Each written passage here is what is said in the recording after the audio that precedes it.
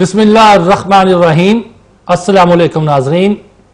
Programme education front کے ساتھ میں ہوں پروفیسر محمد رفیق انجم.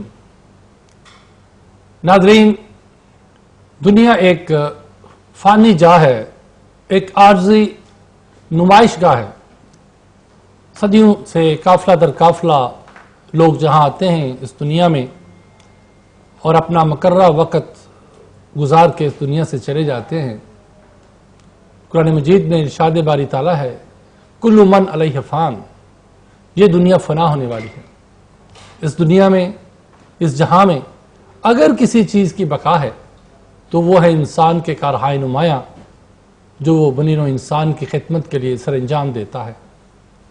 اور تاریخ کے سفر میں جو لوگ کارہائے نمایاں انجام دیتے ہیں وہ اپنا نام ہمیشہ کے لیے ثبت کر دیتے ہیں، ہمیشہ کے لیے وہ تاریخ میں امر ہو جاتے ہیں.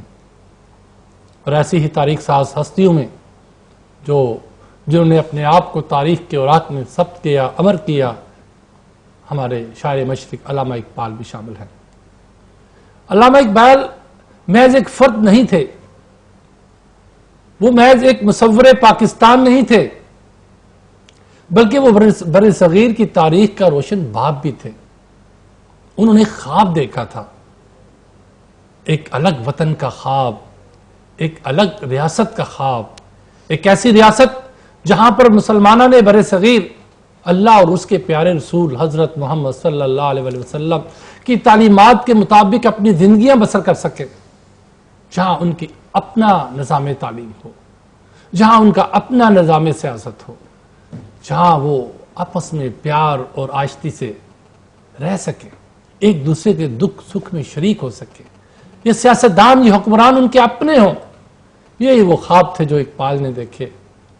اور افسوس کہ پاکستان کے قیام کے وقت وہ حیات نہیں تھے، ورنہ وہ بہت خوش ہوتے. اب دیکھنا یہ ہے کہ اقبال نے جو خواب دیکھا تھا، اقبال کے ذہن میں جو مقاصد تھے قیام پاکستان کے، کیا وہ مقاصد پورے ہوئے کہ نہیں؟ کل بھی اقبال کی ضرورت تھی اور آج بھی اقبال کی ضرورت محسوس ہوتی ہے.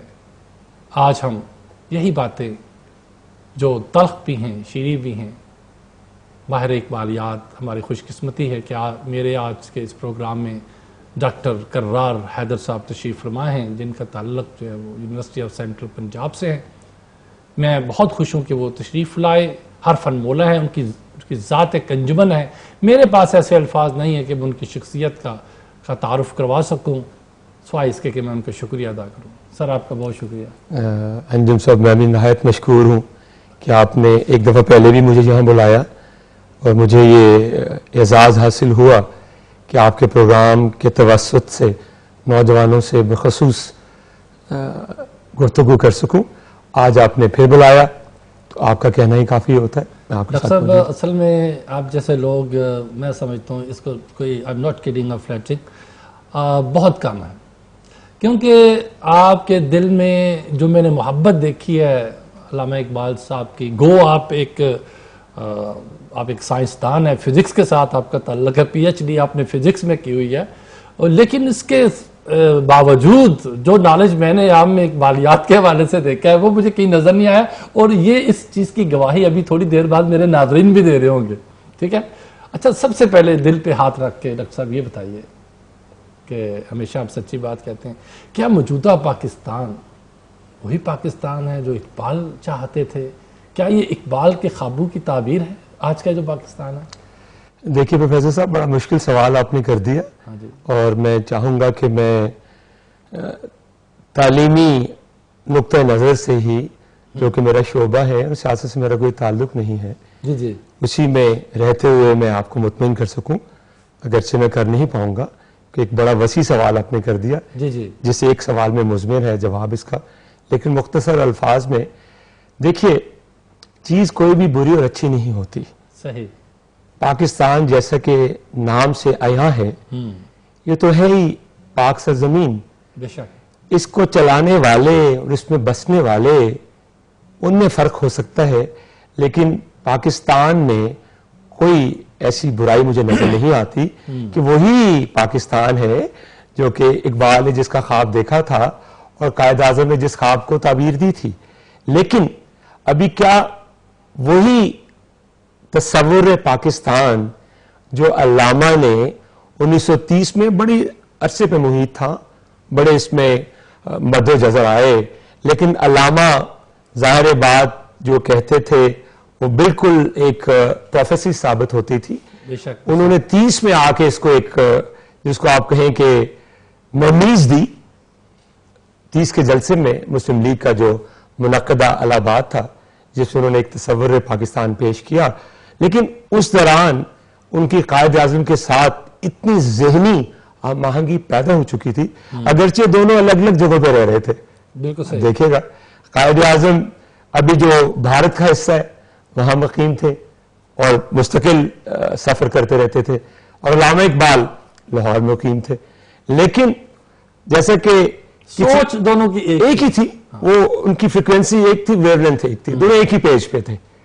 تو لہٰذا آپ اگر میں یہ کہوں کہ اقبال قائد کے ذہن کو پڑھ رہے تھے اور قائد اقبال کے تصورات کو دیکھ رہے تھے, کیا بات ہے. لہٰذا دونوں نے یکجا ہو کے ہمیں یہ تحفہ دیا جو 14 اگست 1947 کو معرض وجود میں آیا.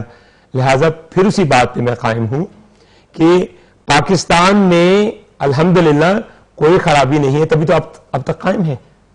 لوگوں کے نہ چاہنے کے باوجود, دشمنوں کے مذموم ارادوں کے باوجود نہ صرف قائم ہے, جیسے کہ قائد نے کہا تھا کہ جب وہ لندن میں ہیتھرو ایئرپورٹ پہ اترے, انہوں نے کہا تھا کہ Pakistan is will of God that must be done اور فلفلڈ.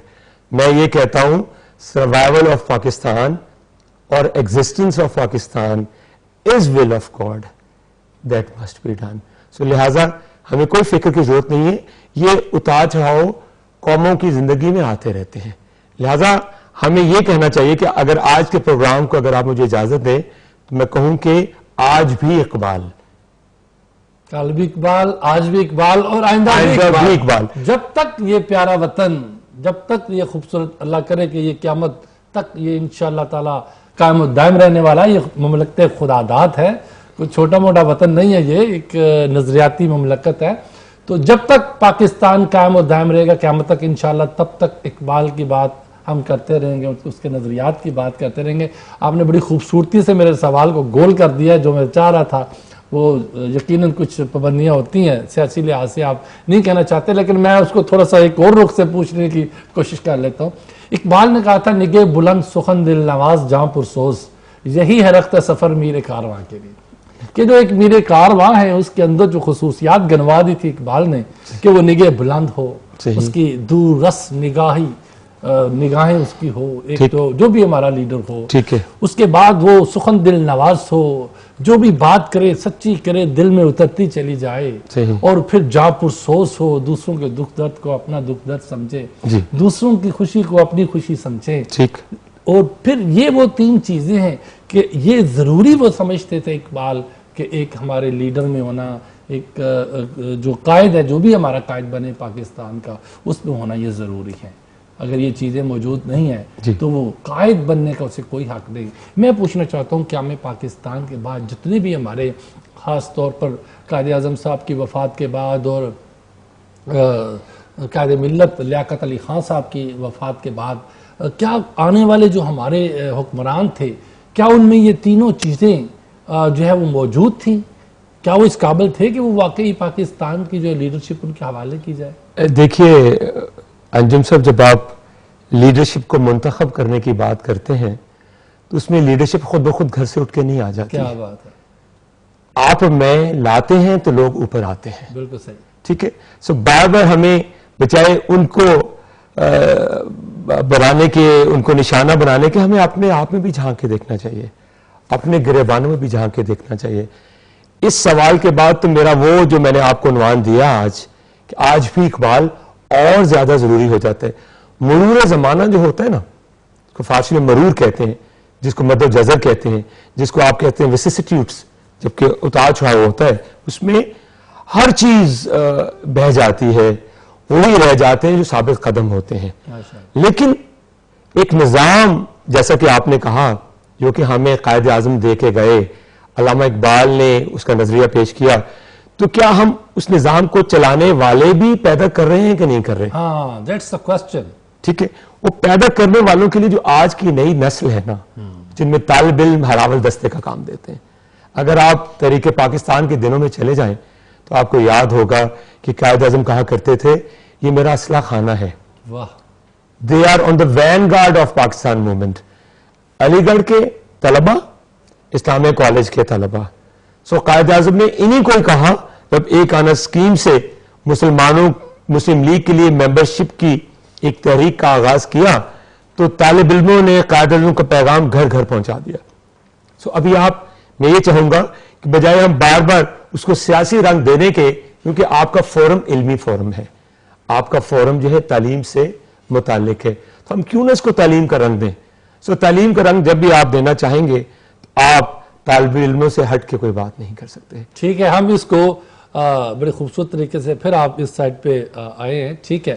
ہاں، اقبال نے کہا تھا کہ جوانوں کو میری آہ سحر دے، پھر ان شاہین کے بچوں کو بالوں پر دے، خدایا آرزو میری یہی ہے، میرا نور بصیرت عام کر دے.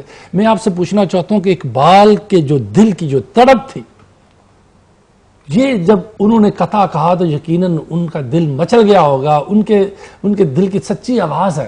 میں یہ پوچھنا چاہتا ہوں کہ کیا آج کے جو شیخ مکتب ہیں، جو آج کے اساتذہ ہیں، وہ نور بصیرت عام کر رہے ہیں؟ دیکھیے، نور بصیرت جی وعدہ ہے، ہمارے دین کی اساس ہے. بالکل صحیح. نور اور دین ہمارے دین کی اساس ہے. اس میں آپ کو پتہ ہے کہ جس دین کی اساس ہی علم پہ ہو اور نالج پہ ہو تو آپ خود غور کیجئے گا. پھر اس کے بعد آپ کو پتہ ہے میرے رسالت باب ختمی مرتبت علیہ الصلوۃ والسلام نے جب تبلیغ کا آغاز کیا تو انہوں نے کہا کہ میں تمہارے درمیان معلم بنا کے بھیجا. کیا بات، سبحان اللہ. تو یاد رکھیے گا، جو بھی معلم کے تخت پر متمکن ہوتا ہے نا، اس کو یہ کم از کم چیز اپنے مد نظر رکھنی چاہیے.